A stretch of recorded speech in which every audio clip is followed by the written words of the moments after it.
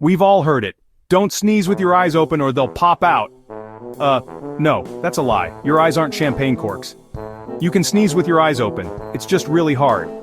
Why? Because your brain connects sneezing and blinking for safety. Kind of like closing tabs before you crash your browser. The muscles that control sneezing and blinking are neighbors, and sometimes neighbors throw wild parties together. So your eyes blink automatically when you sneeze, but they won't explode if they don't. Unless you're a cartoon. Then all bets are off.